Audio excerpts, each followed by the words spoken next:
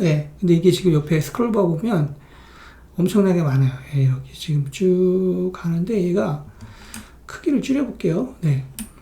크기를 지금 줄여도, 예, 크기를 줄여도 이게 얼마나 긴지, 네. 한참을 내려가야 돼. 한참을 내려가야 이 알파 폴드의 끝을 볼 수가 있는데, 이것도 한참을 내려가도 뭐가 이렇게 긴지, 한참을 내려갔어요. 한참을 내려갔는데, 끝에 가면 또 뭐가 복잡한 게 옆으로 또 더 있어요. 네. 네, 지난 시간에 우리가 이제 알파 폴드를 직접 실행을 한번 해봤습니다. 그래서 알파 폴드가 어떻게 실행돼서 어떻게 단백질이 폴딩이 되는지 살펴봤는데, 자, 이번 시간에는 그 알파 폴드의 내부 구조에 대해서 이제 살펴보는 시간입니다.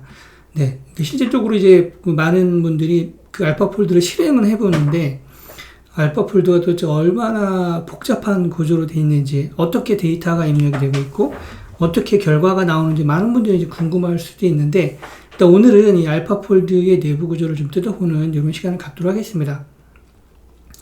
자, 일단 그 알파 폴드는, 일단 저희가 지금 이번 시간에는 알파 폴드가 지금 3까지 오픈이 되어 있죠. 그죠?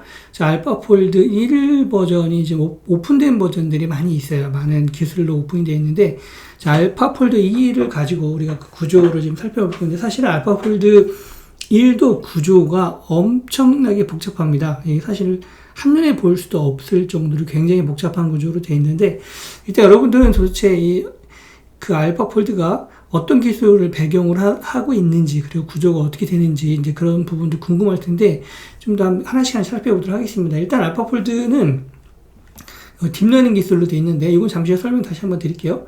네.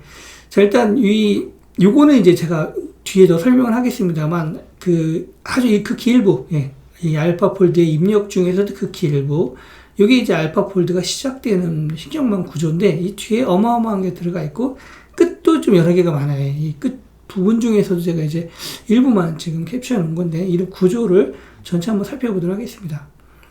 자, 일단 지난 시간에 우리가 이제 알파 폴드를 실행을 시켜 봤어요. 실행을 시켜서 아미노산 서열을 입력을 했더니, 아미노산 서열이 이렇게, 이런 파일로, 실제 우리가 이제 입력을 할 때 이런 파일로 되어 있는 정보들을 입력을 할 건데, 자, 이 값들이 들어가서, 굉장히 빠른 시간에 그 신경망 딥러닝 기반으로 되어 있는 그 모듈을 통해서 알파 폴드가 실행이 됐고, 자, 이러한 거리 정보가 나왔는데, 사실은 제가 이제 그림으로 이렇게 표시를 했지만, 신경망이 이렇게 그림을 만들어주는 건 아니에요. 알파 폴드가 그림을 만들어주는 건 아니고, 이렇게 유사하게 어떤 숫자로 데이터들이 나옵니다. 그 숫자로 나와 있는 데이터를, 이렇게 이제 저희가 여러 개의 그 출력값들이 여러 개가 나오는데, 그 중에 거리 정보와 이제 그 컨택 맵을 제가 이제 그림으로, 그 값들을 가지고 이제 그림으로 표시를 한 거고요. 실질적으로는 숫자로 값이 나오게 됩니다. 자, 그래서 이 안에는 이제 신경망이 두 개 구조로 되어 있는데, 첫 번째 신경망은 이 데이터를 받아서 지금 보이는 바와 같이 그 거리, 각각의 아미노산 서열들에 대한 거리 정보를 계산해주는 신경망이 하나가 있고, 그게 사실 핵심이죠. 그죠? 네. 그 부분이 있고, 또 하나는 이제, 그 딥마인드가 오픈을 안 한 기술이기 때문에, 우리 이제 다른 외부 오픈된 기술을 가지고 반복하면서 신경망을 이용해서 반복하면서 이제 폴딩을 찾아나가는 이런 구조가 있는데, 실제 이제 우리가 이제서는 두 개의 신경망을 실행해서 쭉 단계별로 폴딩을 찾아봤습니다. 자, 그래서 실제 그 값들은 이제 다중 서열 멀티 시퀀스 얼라이먼트 값들을 가지고 이제 실제 신경망 입력이 되는데, 이거 우리 하나하나 값들을 쭉 보여드릴 거예요. 어떤 식으로 되어 있는지.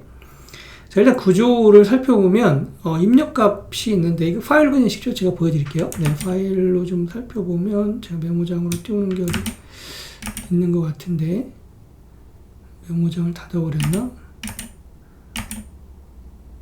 메모장을, 잠시만요. 메모장을 어디 띄우는 것 같았는데, 네, 여기 있네요. 네.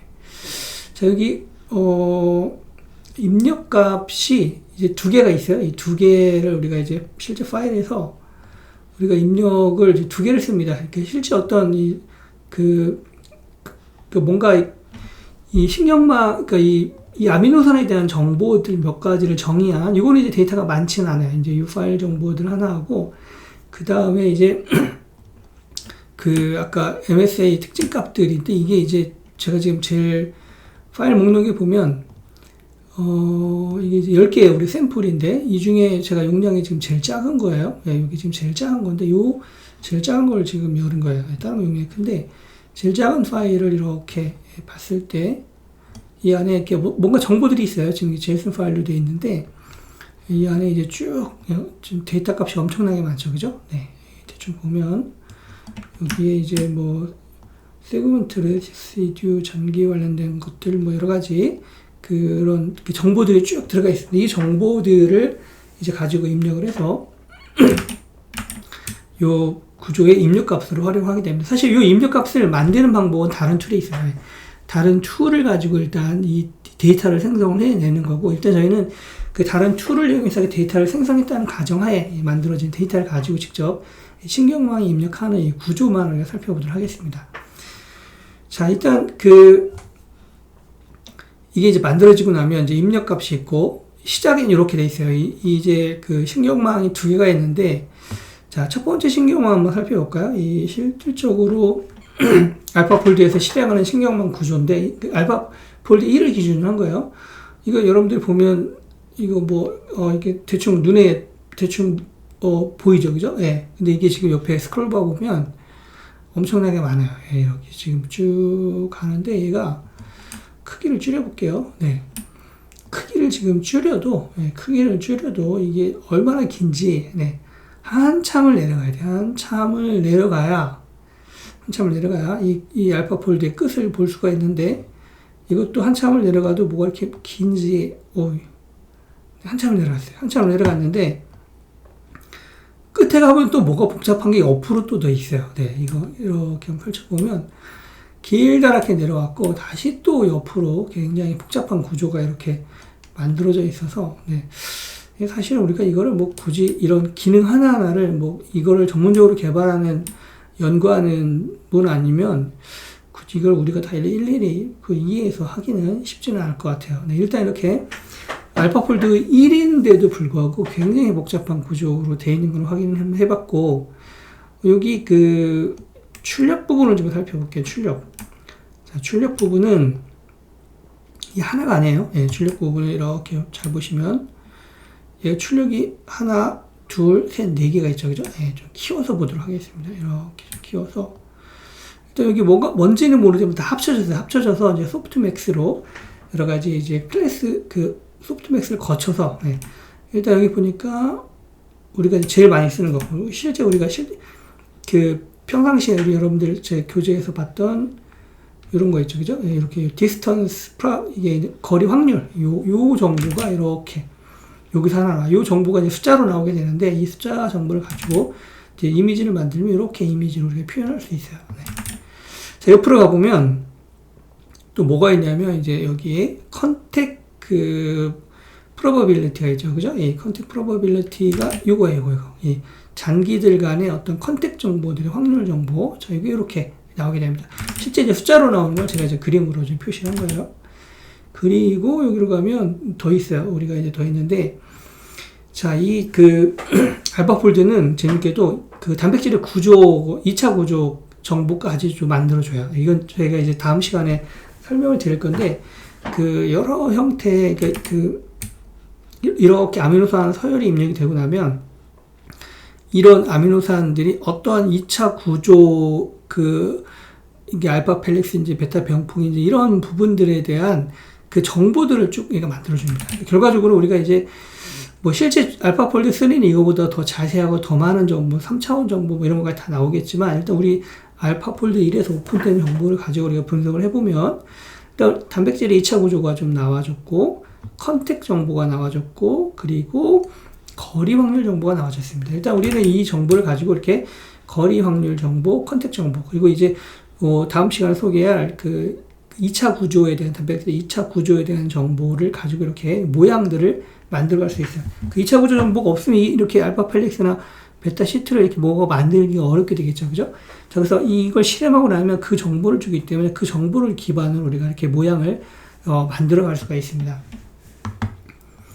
자, 그래서 이 알파폴드를 다시 한번 살펴보면, 일단 입력값도 어마어마하고, 구조도 굉장히, 제가 이제 이걸 좀 붙여봤는데, 붙이다 중간에 포기했어요. 너무 길어가지고. 여튼, 이게 중간에 엄청나게 길게 내려간다라는 거. 그리고 끝에 가면 또 옆으로도 길게 한참 나갑니다. 네. 자, 마지막에 보면 이렇게, 우리가 거리 확률, probability 정보, contact probability, 그 다음에 이거는, 제가 쓰지는 않았어요. 이 값이 있는데, 이거는 뭐 따로 제가 쓰지는 않았고, 2차 구조 정보, 이렇게 2차 구조가 이렇게 기호로, 제가 사실 다른 기호 정보도 있긴 하는데, 제 일부는 좀 빼긴 했는데, 일단 2차 구조 정보가 이렇게 값들로 나오게 됩니다. 이게 이 구조가 이제 매핑되는 정보들이 있는데, 이렇게 제가 약간 가공을 해서 제가 표시를 한 건데, 2차 구조 정보도 얘가 그 알파 폴드가 빼놓게 됩니다. 이 안에는 이제 우리가 이제 두 개의 신경망 모델을 사용했고요. 이게 지금 알파폴드 3는 엄청나게 용량이 클 거예요. 그죠? 근데 이제 알파폴드 1 같은 경우는 모델이 한 얼마 안 되는 83메가 정도. 그 다음에 기울기 강화 기법으로 폴딩하는 신경망은 한 2K 정도. 자, 우리가 이제 이 샘플은 첫 번째 그 대회 나갔을 때 데이터인데, 이렇게, 이거는, 이게 이제 그 대회용 데이터는 엄청 커요. 네, 그 중에서 이제 다 최종 가공을 끝내서, 특징 값으로 만들어진 결과이기 때문에 이 정도 되는데, 실제, 저 다운로드 받아놨는데 40기가인가 60기가가 엄청 용량이 커서 저희도 뭐 가공하는 걸 중간에 포기는 하긴 했습니다. 여튼 이 두 개의 데이터를 우리가 입력으로 활용을 하고 있습니다. 자, 그리고 이제 기울기 강화 신경망에 사용되는 코드는 의외로 간단해요. 예, 이 구조는 뭐 딱히 이렇게 복잡하게 돼 있거나 그러지 않고 계속 이터레이션 돌면서 어떤 폴딩 구조를 찾아내는 방식인데 구조 자체는 굉장히 알파 폴드에 비해서 복잡하지 않고 간단한 구조로 되어 있는 걸 볼 수가 있습니다. 네, 자, 그래서 우리가 이제 이번 두 번째 시간은 알파 폴드의 내부 구조에 대해서 좀 뜯어보는 시간을 가져봤고요. 아까 우리 이제 알파 폴드의 결과 중에 우리가 이제 요 거리맵은 이거 가지고 이제 폴딩을 찾아 나갔잖아요. 그죠? 네, 이걸 가지고 이제 폴딩을 해 나갔는데 2차 구조가 굉장히 재밌어요. 여러분들, 물론 2차 구조를 찾는 다양한 알고리즘들이 기존에 많이 나와 있어요.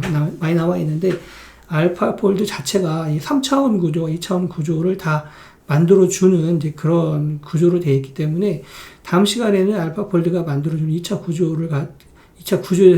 구조에 대해서 단백질 2차 구조에 대해서 좀 더 설명을 드리도록 하겠습니다. 자, 이번 수업 여기서 마치도록 하겠습니다.